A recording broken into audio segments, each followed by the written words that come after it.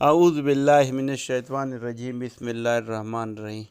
مولانا رومی نے ایک حکایت لکھی ہے کہ دو چور ایک گھر میں داخل ہوئے اور انہوں نے یہ طے کیا کہ جب گھر کا مالک روشنی کے لیے چکمک کو رگڑ کر روشنی جلائے گا تو ان میں سے ایک انگلی رکھ کر اس کو بجھا دے گا۔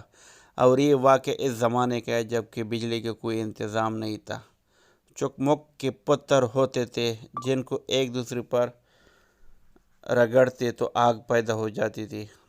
تو دو چوروں نے ایک طے کیا کہ ہم لوٹنا شروع کریں گے، اور جب گھر والے جاگ کر بیدار ہو کر چکمک سے روشنی جلانا چاہیں گے تو ایسی صورت میں ایک چور صرف یہ کام کرے کہ جیسے ہی وہ آگ جلائے اس پر ہاتھ رکھ دینا۔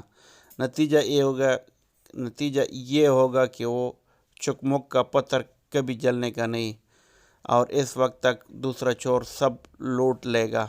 چنانچہ ایسا ہی کیا اور گھر کو ان چوروں نے لوٹ لیا۔ مولانا رومی رحمۃ اللہ نے کہا کہ شیطان بھی اسی طرح بعض سالکین کے دل پر انگلی رکھ دیتا ہے تاکہ نور ختم ہو جائے۔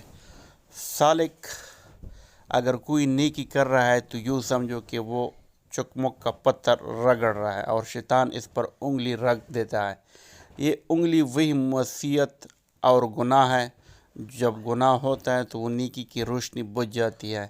سالک نے اللہ اللہ کی تلاوت و ذکر کیا، شیطان نے فوراً ہی اس کی آنکھوں سے کسی عورت کو دکھا دیا اور اس کے عشق میں اس کو مبتلا کر دیا، دل میں گندے خیالات پیدا کر دیے۔ اس طرح گناہوں میں عمر گزر گئی اور یہ شخص صاحب نسبت بن نہ سکا۔ واقعی بڑی عبرت کی بات ہے، ہر سالک کو اس پر توجہ کرنے کی ضرورت ہے۔ بعض سالکین رات دن خانقاہوں میں رہتے ہیں، اولیاء اللہ کے صحبت میں ہیں، ذکر و تلاوت بھی کرتے لیکن گناہوں سے نہیں بچتے اور ان کا نور تام نہیں ہوتا اور یہ محروم رہ جاتے ہیں۔ اللہ تعالی ہمیں نیک کاموں کی توفیق فرمائے اور بدی کاموں سے نجات دلائے، آمین ثم آمین۔